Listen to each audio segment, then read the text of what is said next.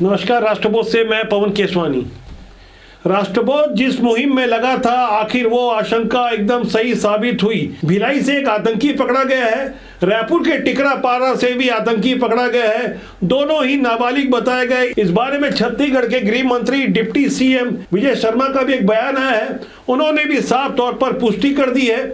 लंबे समय से पड़ताल चल रही थी, करीब 1.5 साल से इनकी गतिविधियों पर नजर रखी गई थी। आज की तारीख में पकड़े गए नाबालिगों की उम्र 16 और 17 साल है, तो 1.5 साल पहले आप सोच लीजिए उनकी उम्र और कम होगी। तैयारी तो थी कि छत्तीसगढ़ में एक बड़ा आतंकी नेटवर्क तैयार किया जाए, लेकिन समय रहते एटीएस ने उनके नापाक मंसूबों पर पानी फेर दिया। एटीएस की बारीक पड़ताल में पता चला कि पाकिस्तान स्थित Islamic state of Iraq and Syria यानी ISIS मॉड्यूल इंस्टाग्राम जैसे सोशल मीडिया प्लेटफॉर्म का इस्तेमाल कर रहा था, जिसमें इस्लामी आतंकवाद से भारत के किशोरों को तैयार कर अपना नेटवर्क खड़ा करना था। अपना आतंकी नेटवर्क खड़ा करने की एक बड़ी योजना थी। इस मामले में 17 नवंबर की देर रात गैर कानूनी गतिविधि निवारण अधिनियम 1967 यानी UAPA के अंतर्गत पहली FIR दर्ज की गई है। छत्तीसगढ़ राज्य बनने के बाद ये पहला मौका है कि UAPA की धारा में छत्तीसगढ़ से आतंकी पकड़े गए हैं। भिलाई के फरीदनगर से जो 16-17 साल का युवक पकड़ा गया है, वो जिस नेटवर्क से जुड़ा था उसके बारे में राष्ट्रबोध ने पहले भी आगाह किया था। लैंड जिहाद से जुड़ी हुई हमारी खबरों के बाद जब हम पर हमला हुआ था, तब ऐसे ही आतंकी सोच के लोग उसमें शामिल थे। हमारे पास भी कुछ बेहद आपत्तिजनक और विवादित वीडियो है।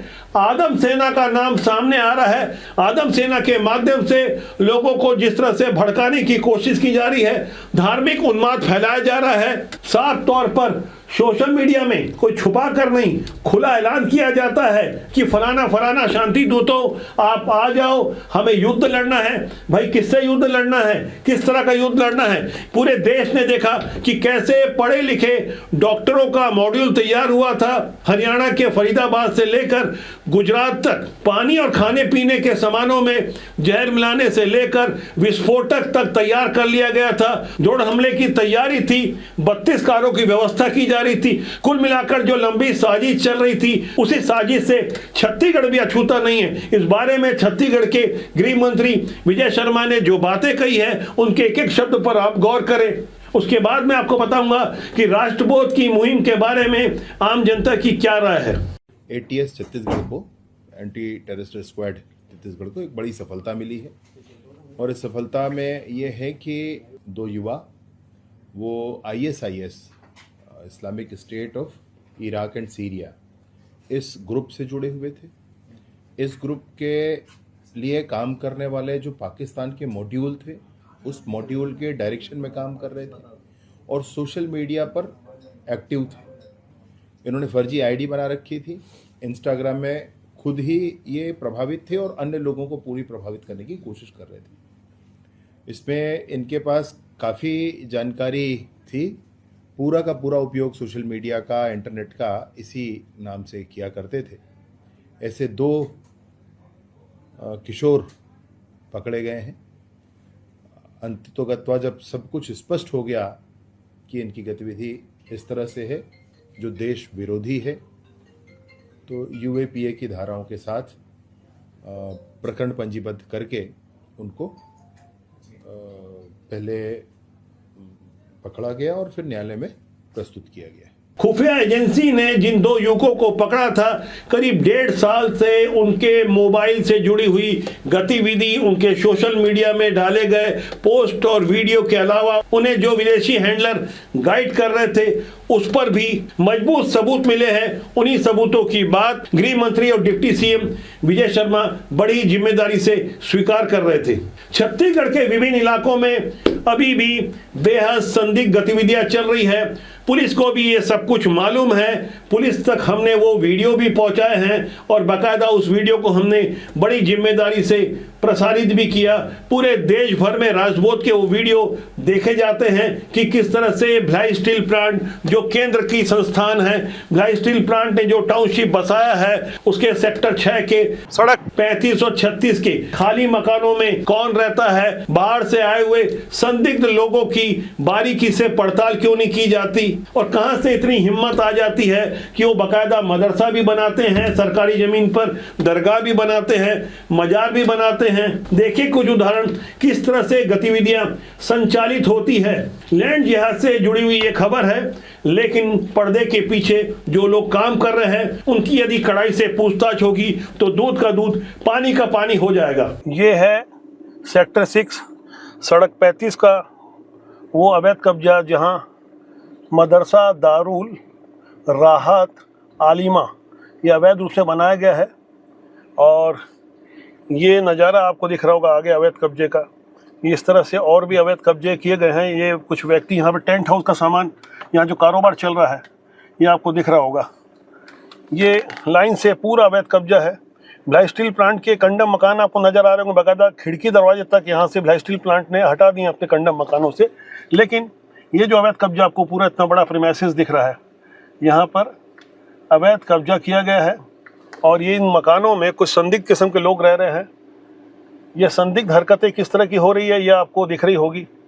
अब मैं आपको आगे कुछ और इससे भी ज़्यादा बड़ा हैरान करने वाला नज़ारा दिखाने जा रहा हूँ, जिसे देखने के बाद आपको यकीन हो जाएगा कि वाकई कुछ लैंड जिहाद जैसी हरकतें हो रही है। ये सामने आपको जो लाल हरे झंडे नज़र आ रहे होंगे, ये सेक्टर 6 का सड़क 35-36 का इलाका है। भिलाई स्टील प्लांट की जगह है। ये कंडम कुछ मकान है और इस तरह का कुछ अभी नया चबूतरा, ये इस तरह का घेरा किया गया है। हाल में ही नया कब्जा हुआ है। इसके सामने आप देख सकते हैं। अब आपको देख के पूरा यकीन हो गया होगा कि ये कब्जा एक दिन में नहीं हुआ है, बल्कि आराम से इस तरह के लैंड जिहाद जैसी करतूत को अंजाम दिया गया है। बीएसपी का ये पूरा कंडम मकान आपको दिख रहा होगा। आप सोचिए, राष्ट्रीय राजमार्ग क्रमांक 53 मुंबई कोलकाता रोड के किनारे करोड़ों रुपए की बेशकीमती जमीन पर किसी गुलाम सैलानी नामक व्यक्ति ने एक कॉम्प्लेक्स तैयार कर दिया, जिसे हटाने के लिए हाई कोर्ट को हस्तक्षेप करना पड़ा। हमने जब खबर दिखाई तो हमारी हत्या करने की कोशिश की गई। ग्राउंड जीरो पर मेरे ऊपर पत्थरों से 6 नवंबर 2025 को हमला हुआ। ये हमला करने वाले कोई और नहीं बल्कि आतंकी मानसिकता के लोग थे। ऐसे लोगों के मोबाइल की यदि बारीकी से पड़ताल की जाए तो ढेर सारे राज खुलेंगे। गुलाम सिद्दीकी नामक जिस व्यक्ति ने हमारे ऊपर अपने साथियों के साथ मिलकर कायरानापूर्ण तरीके से हमला किया था, हमले के कुछ ही दिन पहले पुलिस के एक बड़े अधिकारी को उनके जन्मदिन पर वो गुलदस्ता देने पहुंचा था। बड़े बड़े नेताओं और अधिकारियों के साथ फोटो खिंचवाने वाले ऐसे लैंड जिहादी अग्रिम जमानत लेकर छूट जाते हैं। कानून की खामियां कहा जाए या सिस्टम का दोष, ऐसे लोगों पर जब तक कड़ाई से एक्शन नहीं होगा तो संभावना इस बात की है कि और भी आतंकी आसपास हमारे जो मौजूद हैं वो देर सवेरे जब पकड़े जाएंगे तब हो सकता है बहुत देर हो चुकी होगी। राजबोध की इस मुहिम के बारे में आम लोगों की क्या राय है, आप गौर करें। भारत माता की जय। राष्ट्रबोध जिस चीज के लिए चिंता कर रहे थे, जो मुहिम चला रहे हैं, आज वो सच होती दिख रही है। आज भिलाई में छत्तीसगढ़ में 2 टेररिस्ट ISI के लोग पकड़े गए हैं। गृह मंत्री विजय शर्मा ने स्पष्ट कहा है कि सर्टिफाइड हो गया है, ये आतंकी थे, ISI से प्रेरित थे, ये पाकिस्तान से इसके तार थे। जिसे नाबालिग बताया जा रहा है वो लोग हम बाद में हमारे संविधान तो इसे छोड़ देंगे नाबालिग करके, लेकिन ये जीते जागते बम से बड़ी घटना घटाने के लिए आए थे। ऐसे लोगों के लिए कड़ी कार्रवाई होनी चाहिए। 2 आतंकी पकड़ाए गए हैं, एक भिलाई से एक रायपुर से। इन्हें बच्चा समझकर सरकार छोड़ने की कोशिश ना करे, क्योंकि कानून से तो ये बच जाएंगे। और ऐसे ही ना जाने कितने ही जिहादी मानसिकता के ये लोग रायपुर, भिलाई और छत्तीसगढ़ समेत किन किन अंदरूनी क्षेत्रों में बसे होंगे, इसकी कोई कल्पना भी नहीं कर सकता। लेकिन अगर आज हमने इसे छोड़ दिया तो कल का हमारा आने वाला समय हमें माफ नहीं करेगा। राष्ट्रपति की एक मुहिम है लैंड जिहाद के खिलाफ, लगातार खबरें चल रही हैं। उनके ऊपर 6 नवंबर 2025 की घटना है, जब मेरे आंखों के सामने उन पर प्राणघातक हमले हुए थे। मैं इस मुहिम का जोरदार समर्थन करता हूं। राष्ट्रपति देश विरोधी ताकतों के विरुद्ध अपनी आवाज बुलंद करते रहे। छत्तीसगढ़ में 2017 में एटीएस का गठन किया गया था। वैसे इस्लामिक गतिविधियों के मामले में छत्तीसगढ़ अछूता नहीं रहा है। सितंबर 2013 में जब गुजरात के मुख्यमंत्री नरेंद्र मोदी जी को भारतीय जनता पार्टी की ओर से प्रधानमंत्री उम्मीदवार के रूप में प्रस्तुत किया गया था, तब उनकी पहली सभा सितंबर 2013 में पटना के गांधी मैदान में हो रही थी। आपको याद होगा वहां सीरियल बम ब्लास्ट हुआ था। उस बम ब्लास्ट मामले में छत्तीसगढ़ के रायपुर के मोहदा पार्क से आतंकी पकड़े गए थे, जिन्हें बाद में कोर्ट से सजा भी मिली। वो साफ तौर पर फंडिंग कर रहे थे, आतंकी गतिविधियों में जुड़े थे। छत्तीसगढ़ में 2017 में एटीएस का गठन हुआ। एटीएस जिस तरह से आतंकवादी गतिविधियों पर बारीक निगाह रखी हुई है, उसी की परिणति रही कि भिलाई के फरीदनगर से और रायपुर के टिकरापारा से 2 युवक पकड़े गए हैं। उनसे जो पूछताछ हुई है उसमें कई और लड़कों के नाम सामने आए हैं। आप सोचिए, जिनके नाम सामने नहीं आए हैं वो हमारे समाज में हमारे बीच रह रहे होंगे, चुपचाप अपना काम कर रहे हैं। सूत्रों से पता चला है कि पकड़े गए दोनों युवकों के पास कुछ बेहद संवेदनशील नक्शे भी बरामद हुए हैं, जो साफ तौर पर दर्शाते हैं कि आतंकी गतिविधियों को तैयार करने के लिए कितनी फुल प्रूफ प्लानिंग बहुत लंबे समय से चल रही होगी। पड़ताल में पता चला है कि उन किशोरों के लैपटॉप से नक्शे के अलावा कुछ और बेहद संवेदनशील जानकारियां थी। वो जानकारी इतनी संवेदनशील है कि सुरक्षा कारणों से उन्हें सार्वजनिक नहीं किया जा सकता। 3 अक्टूबर 2021 को जब कवर्धा में भगवा ध्वज का अपमान हुआ था और उसके बाद हम लगातार कवर्धा में रहकर ग्राउंड रिपोर्टिंग कर रहे थे, कर्फ्यू का दौर था, तभी हमें ढेर सारी संदिग्ध गतिविधियों के बारे में पता चला था कि किस तरह से कुछ बाहरी लोग आकर अलग अलग व्हाट्सएप ग्रुप बनाकर अरबी और उर्दू भाषा में कोड वर्ड में एक दूसरे से किस तरह से चैटिंग कर रहे थे। कुल मिलाकर ऐसी गतिविधियां साजा के अनजान से समझे जाने वाले गांव बीरनपुर के खानपारा में चल रही थी। कालांतर में जिसकी परिणति 8 अप्रैल 2023 को भुवनेश्वर साहू की मॉब लिंचिंग से हुई हत्या के बारे में सामने आई। मृतक भुवनेश्वर साहू के पिता ईश्वर साहू, जो आज भाजपा के विधायक हैं, वो बार बार कहते रहे कि मॉब लिंचिंग की हत्या 2 बच्चों के आपसी झगड़े की परिणति नहीं थी, जैसा कि प्रचारित किया गया। इसके पीछे के कुछ गहरे कारण हैं। योजनाबद्ध तरीके से लव जिहाद किया जा रहा था। बीरनपुर और उसके आसपास की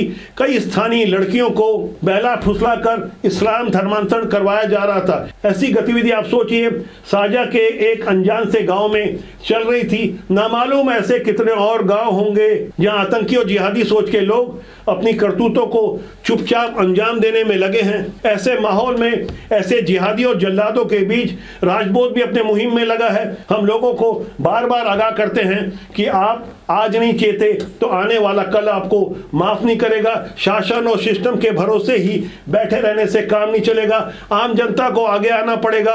जागरूक होकर हमें संदिग्ध गतिविधियों का मुंह तोड़ जवाब देना होगा। राष्ट्रबोध का सूत्र वाक्य है राष्ट्रहित सर्वोपरि। तो फिलहाल आज के लिए इतना ही। बहुत जल्दी मेरी आपसे फिर मुलाकात होगी। प्यार दीजिए, प्यार बांटिए। नमस्कार।